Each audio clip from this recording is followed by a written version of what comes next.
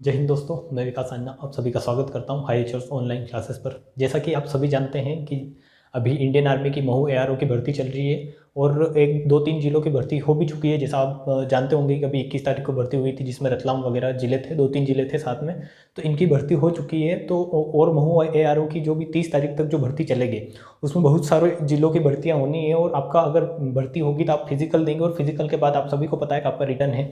आप अलग अलग फील्ड से भर्ती दे रहे होंगे, कोई जीडी से दे रहा होगा, कोई ट्रेडमेंट से दे रहा होगा, कोई क्लर्क से दे रहा होगा, ठीक है। तो उसमें आपको रिटर्न देना ही है। एनसीसी वालों को छोड़कर सबको आपको रिटर्न देना ही है, कहीं ना कहीं रिटर्न में आपको बैठना है, ठीक है।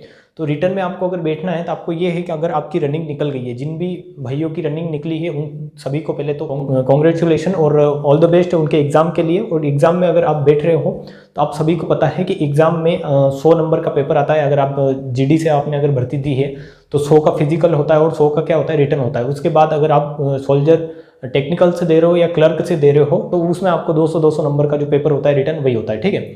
तो मेरा यही कहना है अभी कि आपकी अगर भर्ती निकल गई है और आप अगर रिटर्न की तैयारी करने लग रहे हैं, ठीक है, तो आपको अब जितना भी समय बचा है कि आपके एग्जाम डेट आने में और भर्ती आपके सिलेक्ट होने के बाद एग्जाम डेट के बीच में जितना भी समय है, उसमें पूरा फोकस आपको क्या करना है, स्टडी पर करना है, ठीक है। कि आपको खाना पीना सोना है और पढ़ना है, इसके अलावा कुछ नहीं करना है।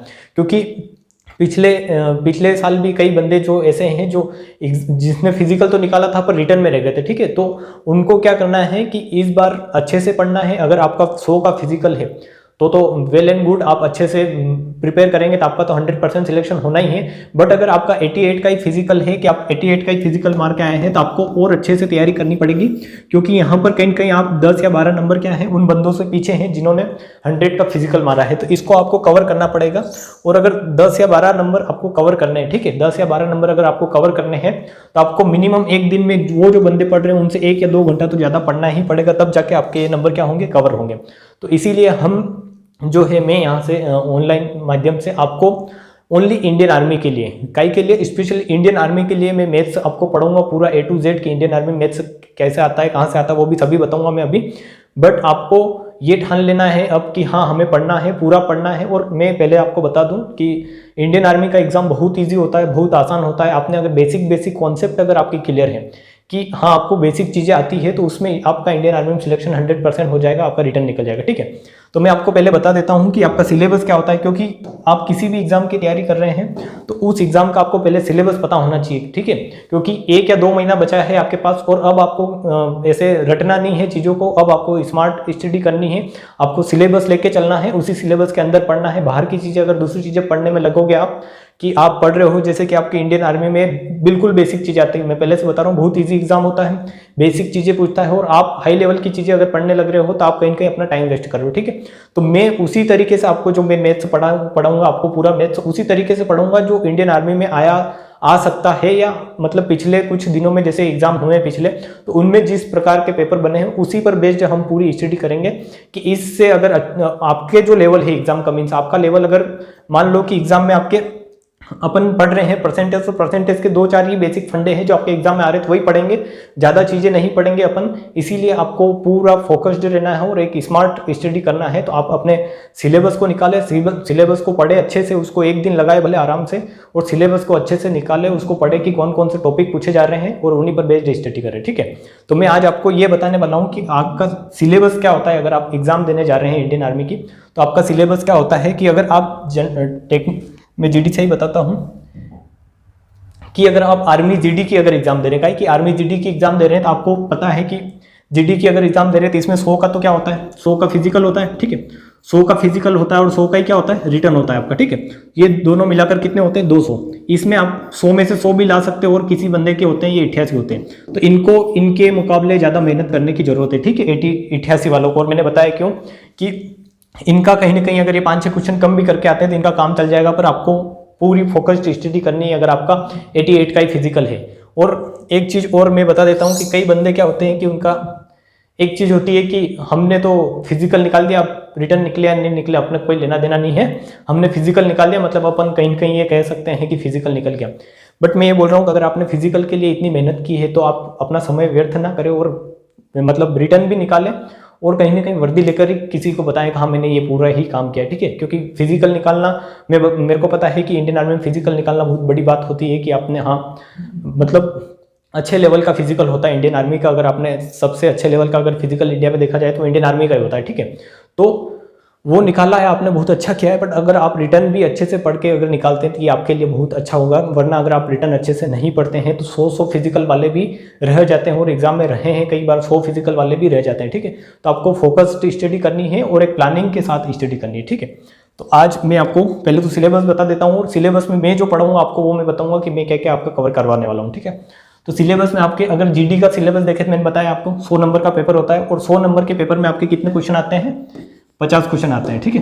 50 क्वेश्चन आते हैं और ईच क्वेश्चन 2 नंबर का होता है, तो ये आपके 100 नंबर बनते हैं यहाँ से, ठीक है। और ये किस किस पोर्शन से बनते हैं वो अब आपको देखना है कि किस पोर्शन से आपके 100 नंबर पूरे होते हैं। तो आप सबसे पहले अगर जाओगे तो सामान्य ज्ञान मतलब जनरल स्टडीज के जो टॉपिक होते हैं, मीन्स इसमें आप क्या ले लो, भूगोल ले लो, इतिहास ले लो, और इसमें आप संविधान को भी अच्छे से पढ़ें, क्योंकि संविधान से क्वेश्चन मैक्सिमम पूछे जाते हैं, ठीक है। और यही पढ़ना आपको, ये 3 टॉपिक ही पढ़ने हैं इसमें, और इकोनॉमी वगैरह अगर वो आते हैं तो वो भी रहते हैं, उनको थोड़ा बहुत कोई टॉपिक अगर इंपॉर्टेंट है जैसे कि आरबीआई वगैरह है तो इनको आप अच्छे से पढ़ लें ताकि ये आपके काम आए। तो आपको सबसे पहले तो ये 3 चीजें, अगर भूगोल, इतिहास और संविधान अगर आप पढ़ रहे हो तो इनमें आपको यहाँ से सामान्य ज्ञान में आपको 15 नंबर के क्वेश्चन पूछे जाएंगे, और 15 नंबर के क्वेश्चन अगर ईच क्वेश्चन अगर 2 नंबर का है प्रत्येक क्वेश्चन, तो 30 नंबर आपके यहाँ से बनते हैं, ठीक है, सामान्य ज्ञान से। उसी प्रकार अगर आप सामान्य विज्ञान पढ़ रहे हो तो सामान्य विज्ञान में भी आपको पता है कितने टॉपिक होते हैं, 3 टॉपिक होते हैं। एक तो क्या होता है, बायो होता है, एक बायो होता है, एक फिर क्या होता है, फिजिक्स होता है, और एक क्या होता है, केमिस्ट्री, ठीक है। तो आप केमिस्ट्री तो मतलब मैं ये बोल रहा हूँ कि केमिस्ट्री आप लास्ट जब पढ़ रहे होंगे, जब आप एग्जाम की तैयारी करने लग रहे होंगे, तो उसके जैसे एग्जाम डेट है उसके 4-5 दिन पहले ही पढ़े, और जो मेन टॉपिक है 4 से 5 इसमें मेन टॉपिक है उसका बेसिक पढ़ ले केमिस्ट्री, तो आपकी हो जाएगी। केमिस्ट्री पर इतना वो फोकस्ड नहीं रहे, आपको ज्यादातर मेनली जो पढ़ना है बायो पढ़ना है और फिजिक्स पढ़ना है, और इनको भी बहुत मतलब डीप में जाकर नहीं पढ़ना है आपको। इनकी बेसिक्स जो यूनिट, जैसे फिजिक्स की अगर बात की जाए तो इसमें यूनिट वगैरह और यही पूछता है, फॉर्मूले पर बेस्ड ही होते हैं कि अगर ये फॉर्मूला है तो इसकी इकाई क्या है वगैरह, मात्रक वगैरह ही पूछता है, तो आपको वही पढ़ना है। मतलब अगर आप इंडियन आर्मी की तैयारी कर रहे हो तो आपको किसी भी चीज में अंदर ज्यादा डीप में जाने की जरूरत नहीं है, आपको ओनली ऊपर मतलब बेसिक जो स्टडी है, मतलब कि अगर जैसे सामान्य विज्ञान में भूगोल है तो बेसिक में क्या आता है कि आप देख लो कि जो अपना भारत है इसकी क्या है लंबाई चौड़ाई, और इसमें सबसे बड़ा क्या है, सबसे लंबा क्या है, सबसे ऊंचा क्या है, ये चीजें पढ़ो आप में। इतिहास में अगर पढ़ रहे हो तो आप सन है, कोई युद्ध है वो याद कर लो।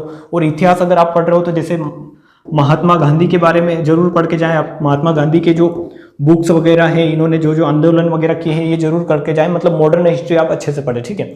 और संविधान अगर पढ़ रहे हो आप तो संविधान में आप बेसिक चीज ही पढ़े संविधान में, जैसे अनुच्छेद वगैरह है, आपके संसद वगैरह है, राष्ट्रपति है, उपराष्ट्रपति, मुख्यमंत्री वगैरह, इनके बारे में अगर आप संविधान में पढ़ के जाते हो तो आपको काम इजीली हो जाएगा। और संविधान अगर आप अच्छे से पढ़ते हो, है ना, तो 4 या 5 दिन का है संविधान, अगर आप अच्छे से पढ़ते हो तो आप 5 दिन में संविधान को पढ़ सकते हो इंडियन आर्मी के लिए। मैं ये नहीं बता रहा हूँ किसी भी चीज के लिए, इंडियन आर्मी के लिए, ठीक है। इतने टॉपिक है इसमें, 4 से 5 टॉपिक है मेनली, वही एग्जाम में आते हैं इंडियन आर्मी में, उससे ज्यादा इंडियन आर्मी में नहीं पूछा जाता है, ठीक है। उसके बाद बायो वगैरह है, तो बायो भी जब पढ़े तो जैसे सेल्स वगैरह पढ़ रहे हैं आप, तो इनकी बेसिक स्टडी करें कि किस चीज की खोज किसने की थी, विटामिन वगैरह, इनके नाम, विटामिन के रासायनिक नाम वगैरह, कोई बीमारी है तो उन बीमारियों के कौन सा टीका होता है, कौन सी बीमारी कैसे होती है, ठीक है। वायरस वगैरह जो भी होते हैं, विषाणु जीवाणु, इनके बारे में आप अच्छे से पढ़े तो यहाँ से क्वेश्चन पूछे जाते हैं। तो ये आपके हो गए कितने, अगर 15 नंबर की 15 क्वेश्चन इससे भी आते हैं, और 2 नंबर का प्रत्येक क्वेश्चन होता है 30 नंबर, ठीक है। यहाँ से आप 30 नंबर कवर करेंगे सामान्य ज्ञान से और सामान्य विज्ञान से। इसके बाद आता है गणित। तो गणित का एक ऐसा है कि गणित में अगर आप अच्छे से पढ़ते हो, मैं आपको अच्छे से बताता हूँ कि गणित में अगर आप 15 नंबर के लिए अगर अच्छे से पढ़ते हो तो ये 15 नंबर आपके फिक्स हैं, ठीक है। यहाँ पर आप जो टॉपिक पढ़ोगे वहीं से क्वेश्चन आना है, उससे बाहर नहीं आना है। आप इसमें अगर पढ़ते हो, ठीक है, सामान्य ज्ञान, विज्ञान, या ये तो रीजनिंग भी हो जाता है आराम से, पर इन दोनों में अगर पढ़ोगे तो यह बहुत वास्ट है, आप जितना पढ़ोगे उतना कम लगेगा, ठीक है, क्योंकि बहुत सारी चीजें हैं जो इंटरलिंक्ड है और बहुत सारी चीजें आती है इसमें। बट अगर आप मैथ्स पढ़ते हो तो मैथ्स का आपका एक फिक्स टॉपिक है कि 15 से 20 टॉपिक है, उन टॉपिक को आपको मिनिमम एक, अगर मैं 20 टॉपिक भी लेकर चलता हूं तो मिनिमम एक टॉपिक जो होता है वो 2 दिन का होता है। 2 दिन में आप इंडियन आर्मी के लिए एक टॉपिक को अच्छे से कवर कर सकते हैं, अच्छे से, कि उससे बाहर कोई चीज नहीं आएगी, इस तरीके से, ठीक है। तो यही इसी प्रकार आपको मैथ्स है, और मैथ्स में आपको पूरा बेसिक से पढ़ाऊंगा अच्छे से, कि मैथ्स में आप अगर 15 नंबर का, अगर आप 15 क्वेश्चन अगर मैथ्स के आते हैं तो आप मैं 15 के 15 तो नहीं बोलता हूँ, पर आप 14 क्वेश्चन करने की एबिलिटी रखेंगे अगर आप मेरे से पूरा का पूरा मैथ्स अगर पढ़ेंगे, ठीक है। एक क्वेश्चन तो हो जाता है कि कहीं से भी आ जाए, फिर उसकी गारंटी नहीं लेते, पर 14 क्वेश्चन तो आप मैक्सिमम करने की कंडीशन में हो रहे होंगे उससे पहले, जब आप टेस्ट वगैरह भी देंगे। अगर आप जैसे कि एग्जाम के पहले अगर टेस्ट दे रहे हैं तो आपके 14 से 15 भी कर सकते हैं, पर 14 क्वेश्चन तो मैं गारंटी लेता हूं कि आप 14 क्वेश्चन करने की कंडीशन में आ जाएंगे अगर आपने अभी तक मैथ्स नहीं पढ़ा है तो भी, ठीक है। उसके बाद ये होता है रीजनिंग, इसको तार्किक विचार और इसको रीजनिंग बोलते हैं, ठीक है। तो रीजनिंग के 5 क्वेश्चन आते हैं और प्रत्येक क्वेश्चन 10 नंबर का होता है। इस प्रकार आपका ये सिलेबस पूरा होता है कि पूरे कितने नंबर हो जाएंगे, 90 और 10 100 नंबर, ठीक है। 100 नंबर में से आपको पासिंग मार्क्स तो कितना होता है, ओनली 35 नंबर, पर आपको अगर सिलेक्शन लेना है अगर आपका 88 का फिजिकल है तो आपको मिनिमम 35 क्वेश्चन तो करने ही करने हैं, ठीक है। 35 क्वेश्चन अगर आप करके आते हो तो आपका सिलेक्शन फिक्स होता है कि आप फिर इस पर क्या कर सकते हो, यकीन कर सकते हो कि हाँ अब मेरा सिलेक्शन हो जाएगा, ठीक है। और अगर 100 का फिजिकल है आपका तो आप मान के चले कि आपको 28 से 30 क्वेश्चन तो करना ही करना है अगर आपका 100 का फिजिकल है, ठीक है। तो ये होता है। और आपको अगर अच्छे से अगर पढ़ते हो आप तो 40 क्वेश्चन, मैं ये मान के चलता हूँ कि आप जैसे कि अगर तैयारी कर रहे हैं तो आप कम से कम 45 क्वेश्चन का तो टारगेट लेके चले, ठीक है। कम से कम 45 क्वेश्चन का टारगेट लेके चले कि 45 क्वेश्चन मेरे को करना है। और आपको पता है कि इंडियन आर्मी में क्या होता है, माइनस मार्किंग होती है, तो आपको उससे भी बचना है कि नहीं, यूं नहीं कि तुक्के में बहुत सारे क्वेश्चन करके आ जाए, तुक्के कम लगाने हैं और क्या करना है, सही क्वेश्चन ज्यादा करने हैं आपको, ठीक है। तो ये आपका जीडी का सिलेबस है और मैंने बताया कि किस तरीके से आपको पढ़ना है, कौन कौन से टॉपिक पढ़ना है। मतलब आप अगर ओनली आर्मी जीडी का अगर सिलेबस पढ़ना चाहते हैं तो आप बेसिक पढ़े, बिल्कुल डीप में नहीं जाए तो ही आप फायदे में रहोगे, वरना आप कहीं ना कहीं अपनी पढ़ी हुई चीज़ों को, बेसिक को भी क्या करोगे, स्ट्रॉन्ग करने से बच जाओगे और डीप के चक्कर में बेसिक को भी स्ट्रॉन्ग करने से बचोगे, तो फिर आपका सिलेक्शन कहीं ना कहीं आपसे दूर जाएगा, ठीक है। उसी प्रकार मैं टेक्निकल का अगर बताता हूँ तो टेक्निकल में आपको पता है कि फिजिकल के नंबर नहीं जुड़ते, यहाँ पर 200 नंबर का क्या होता है, पेपर ही होता है। और यहाँ पर प्रत्येक क्वेश्चन कितने नंबर का होता है, 50 क्वेश्चन होते हैं और प्रत्येक क्वेश्चन 4 नंबर का होता है, तो 200 नंबर के यहाँ पर क्या आता है, आपका पेपर आता है। ये आपको अगर नहीं पता है तो आप पता करें, आप इसको देखें अभी आप, ठीक है। तो इसमें जो सिलेबस होता है वो ऐसे होता है कि सामान्य ज्ञान मतलब जीएस का जो पोर्शन होता है इसमें कम आता है, ठीक है। साइंस वगैरह जो मतलब अपना हिस्ट्री जियोग्राफी वगैरह कम आता है, मतलब बेसिक चीज़ें पूछी जाती है इसमें। राजधानियाँ वगैरह आप अगर जा रहे हैं इंडियन आर्मी का एग्जाम देने तो राजधानियाँ अच्छे से पढ़े और सीएम वगैरह अच्छे से पढ़ के जाए आप, गवर्नर वगैरह अच्छे से पढ़ के जाए आप, ठीक है। तो ये चीज़ें आपको अच्छे से पढ़नी है। और कंट्री आपको, नियर कंट्री अपनी पड़ोसी देश भारत के वगैरह, ये सारी चीज़ें आपको इसमें पढ़ के जानी है अच्छे से। और तार्किक क्षमता भी इसमें आ जाता है, रीजनिंग के भी अगर 1-2 क्वेश्चन आते हैं तो वो आपके इसी में आ जाते हैं, ठीक है, सामान्य ज्ञान। और इसके क्वेश्चन आते हैं आपके 10 क्वेश्चन और प्रत्येक क्वेश्चन 4 नंबर का रहता है, तो आपके कितने नंबर होंगे, 40 नंबर का इसे सामान्य ज्ञान और तार्किक क्षमता से। उसी प्रकार गणित के 15 क्वेश्चन आते हैं और प्रत्येक क्वेश्चन 4 नंबर का रहता है, तो 60 नंबर के होते हैं गणित। और मैंने बताया कि गणित अगर आप 15 नंबर के लिए पढ़ते हैं तो आपको गणित 60 नहीं तो मैं ये मान के चलता हूँ कि आपको मतलब 50 नंबर तो आराम से गणित दिलवा के जाएगी अगर आपने अच्छे से स्टडी की है गणित की, तो है ना।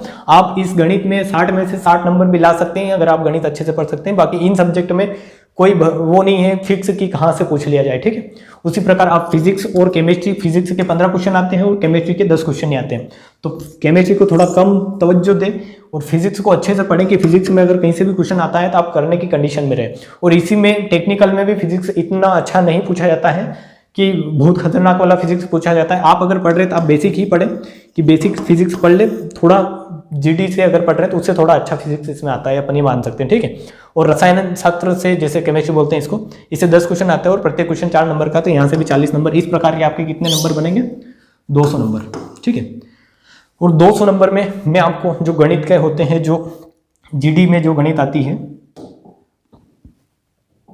जीडी में जो आता है मैथ्स का पोर्शन, कि वो जीडी में आती है 15 नंबर की मैथ्स, तो 15 दूनी 30, मतलब 30 नंबर का जीडी में आता है और 60 नंबर का काई में आता है आपका टेक्निकल में मैथ्स, ठीक है। तो वो मैथ्स कहाँ से पूछा जाता है वो उसी के बारे में अभी आपको सारी चीज़ बताऊंगा कि मैथ्स के कौन कौन से टॉपिक आपको पढ़ने हैं, ठीक है। उसमें इंपॉर्टेंट टॉपिक भी कौन से हैं वो भी मैं आपको शेयर करने वाला हूँ। तो ये गणित का जो है सिलेबस, आप इसको नोट डाउन करें और यही टॉपिक पढ़ेंगे आप। ये मैंने जो 17-18 टॉपिक जो लिखे हैं, अगर ये पढ़ के जाते हैं 18 से 20 टॉपिक आप, तो आपका 100% आप 14 क्वेश्चन करने की कंडीशन में तो रहेंगे। मैं 15 में से 15 की गारंटी नहीं लेता हूँ, 14 क्वेश्चन करने की तो आप कंडीशन में रहेंगे, ठीक है। कि गणित का देख, सबसे पहले आता है इसका सरलीकरण। सरलीकरण मीन्स कोई चीज़ आपको, इसमें अगर मैं सबसे पहले बोलूँ अगर, तो बोर्ड मार्क्स से ही शुरू होता है, ठीक है। इंडियन आर्मी का सिलेबस इतना खतरनाक नहीं है, बोर्ड मार्क्स से ही शुरू होता है और यहीं पर बोर्ड मार्क्स में ही बहुत सारी चीज़ें आपसे पूछ ली जाती है, ठीक है। और फिर प्रतिशत आता है, फिर लाभ और हानि, ये अच्छे से पढ़ना है। लाभ और हानि का एक क्वेश्चन तो आपको 100% मिलेगा, ठीक है। परसेंटेज के आपको परसेंटेज के मैं ये मान के चलता हूँ कि आपको 2 से 3 क्वेश्चन भी परसेंटेज के मिलने के चांसेस रहते हैं, क्योंकि परसेंटेज अगर आप अच्छे से पढ़ते हैं तो उसी में लाभ और हानि भी कहीं कहीं मिक्स रहता है, मतलब ज़्यादा डिफरेंस नहीं है लाभ और हानि और परसेंटेज में, कि अगर आपको लाभ प्रतिशत ही निकालना पूछ ले तो प्रतिशत का ही एक पार्ट हो जाता है फिर अलग से आगे जाके, ठीक है। इसमें फिर आपसे पूछा जाता है अनुपात समानुपात, तो आपको मैं स्टार मार्क कर देता हूँ कि ये टॉपिक तो अच्छे से पढ़ना ही है, कि एक तो ये, फिर प्रतिशत और फिर लाभ और हानि, फिर अनुपात समानुपात आप पढ़ लें, यहाँ से क्वेश्चन आते हैं। संख्या पद्धति में आप डिविजिबिलिटी रूल पढ़े आप अच्छे से, विभाज्यता के नियम और यूनिट डिजिट, ठीक है। ये दोनों टॉपिक आप अच्छे से पढ़ के जाए, क्योंकि यहाँ से क्वेश्चन आता ही आता है, तो इसको भी आप स्टार मार्क कर ले, ये भी पढ़ना है। और ये एलसीएम एचसीएफ ये भी अच्छे से पढ़ के जाए। और समय तथा दूरी, यहाँ से भी आपको क्वेश्चन पूछा ही जाता है, हर बार पूछा जाता है और पूछा जाएगा। अब अगर एग्जाम दे रहे हो तो इस बार भी आप ये मान के चले कि एग्जाम में आप समय तथा दूरी या फिर ट्रेन वगैरह इसी में आ जाता है सारा, है ना। ट्रेन वगैरह जो भी है टॉपिक, इसमें ट्रेन के जो मतलब नाव धारा वगैरह सारी चीज़ें इसमें आ जाती है, समय कार्य वगैरह, ठीक है। तो यहाँ से आपको एक क्वेश्चन तो फिक्स है कि देखने को मिलेगा ही मिलेगा। तो ये आपका बेसिक पढ़ ले इसका, ठीक है। बहुत वार्स नहीं, बेसिक पढ़ ले और ये टॉपिक आप लिखे इसमें अपनी कॉपी में लिख के रखें। फिर साधारण ब्याज तथा चक्रवृद्धि ब्याज, इसको भी आप स्टार मार्क करें। इसमें भी आपको 2 क्वेश्चन तो ये है कि 2 क्वेश्चन नहीं तो 1 क्वेश्चन तो आपको देखने को मिलेगा ही मिलेगा, किसका, साधारण ब्याज तथा चक्रवृद्धि ब्याज का। क्योंकि ये जो टॉपिक मैं स्टार मार्क करवा रहा हूँ यहाँ से क्वेश्चन 100% आएगा। बाकी जो टॉपिक है वहाँ से आए नहीं आए, पर जो मैंने स्टार मार्क करवाए वहाँ से तो 100% क्वेश्चन आपको मिलना ही मिलना है। फिर औसत है, औसत आप पढ़ ले। औसत का भी एक क्वेश्चन आता ही आता है कि कुछ आंकड़े दिए होते हैं आपको और उनका औसत निकालना होता है, बस। ज़्यादा इससे खतरनाक वाला औसत नहीं आता है, बेसिक औसत आता है। फिर साझेदारी पढ़ ले। घातांक और करनी अच्छे से पढ़े, यहाँ से भी आपका एक क्वेश्चन पूछा जाएगा, अच्छे से पढ़े इसको। और क्षेत्रफल भी आप अच्छे से पढ़े, ठीक है। एडवांस का पार्ट है जो क्षेत्रफल 2D का होता है, क्षेत्रफल और 3D में आयतन होता है, तो क्षेत्रफल अच्छे से पढ़े आप, आयतन भी पढ़े पर क्षेत्रफल अच्छे से पढ़े, ठीक है। और त्रिकोणमिति में ऊंचाई और दूरी, आप 10 से रिलेटेड क्वेश्चन आता है इसमें एक, जब आप इसको भी पढ़ ले, अगर आप पढ़ रहे हैं तो इसको भी अच्छे से पढ़े, ठीक है। फिर त्रिभुज से आप इसको अच्छे से पढ़ के जाए। व्रत और ये बीजगणित होता है, इसको अच्छे से पढ़ के जाए, क्योंकि a+b का होल स्क्वायर वाला ये जो चीज़ें होती है, इन पर बेस्ड जो क्वेश्चन होते हैं वो बीजगणित में आते हैं और यहाँ से भी 100% एक क्वेश्चन आपको आएगा ही आएगा। तो इन जो टॉपिक पर मैंने स्टार मार्क करवाए ये तो आपको अच्छे से पढ़ने ही है, ठीक है। इनको तो आप अगर जैसे किसी टॉपिक को अगर 2 दिन देकर पढ़ रहे हैं तो इनको 3 दिन देकर पढ़े और इन पर प्रैक्टिस भी आप ज़्यादा करें, ताकि आपको एग्जाम में इनसे डायरेक्ट क्वेश्चन देखने को मिलेंगे। और आपकी प्रैक्टिस अगर ज़्यादा ही है इन टॉपिक पर तो आपको ऑप्शन से भी क्वेश्चन होने लग रहे होंगे अगर आपकी प्रैक्टिस अच्छी है, ठीक है। तो ये था आपका इंडियन आर्मी का सिलेबस और मैंने अच्छे से समझाया भी है कि आपको कौन से टॉपिक पढ़ने हैं और किस तरीके से पढ़ने हैं कि एग्जाम में आप जल्दी से क्वेश्चन, मतलब आप जो पढ़ के जाओ वहीं से क्वेश्चन आए, उस प्रकार से आपको पढ़ना है, ठीक है। तो उसमें एक चीज़ और रह जाती है यहाँ पर कि कई बार आपसे इंटरनेशनल ऑर्गेनाइजेशन वगैरह पूछ लेता है, तो वो भी आप पढ़ के जाए अच्छे से। जैसे कि आप यूएनओ के बारे में पढ़ लें, WHO के बारे में पढ़ लें, इन चीज़ों के आपको एक वो एब्रिविएशन आता है संक्षिप्त रूप में, कि आपको मान लो यही पूछ लिया कि यूएनओ को फुल फॉर्म क्या है, तो आपको ये चीज़ें पता होनी चाहिए, ठीक है। और अवार्ड पढ़ें आप, अवार्ड वगैरह पढ़ें आप। फिर आप पढ़ें कि आपकी सेनाओं के बारे में पढ़ें, थल सेना वगैरह, नौसेना वगैरह, ठीक है, जल सेना वगैरह, इनके बारे में आप अच्छे से पढ़ें, ताकि इन टॉपिक से क्वेश्चन क्या है मैक्सिमम बनने के चांसेस रहते हैं। बाकी उधर उधर आपको, अगर आप बुक अगर लेते हैं कोई सी बुक, तो मैं सबसे अच्छा बताता हूँ कि अगर सामान्य ज्ञान और विज्ञान के लिए अगर आपको कोई बुक पढ़नी है तो आप लुसेंट उठाएं और लुसेंट के जो बेसिक है बेसिक पढ़ ले कि हाँ यही, उसमें ज़्यादा भी लुसेंट में भी अंदर नहीं घुसते, बेसिक उसका जो पोर्शन होता है वो आप पढ़ ले, तो आपके लिए लुसेंट बहुत सही रहेगी इन सामान्य ज्ञान और विज्ञान के लिए। और अगर आप गणित पढ़ते हैं तो गणित तो वैसे अगर मैं गणित पढ़ाता हूँ तो आप, जैसे एक बुक आती है आपकी राम सिंह यादव करके, ठीक है, जो ओनली इंडियन आर्मी के लिए मैथ्स की बुक अलग से आती है, तो उसके अगर आप क्वेश्चन लगा रहे हैं, क्वेश्चन में सारा अगर आपको गणित अगर मैं पढ़ा रहा हूँ तो आप राम सिंह यादव का आपको ऐसा नहीं होगा कि एक भी क्वेश्चन आपसे नहीं लग रहा होगा, ठीक है।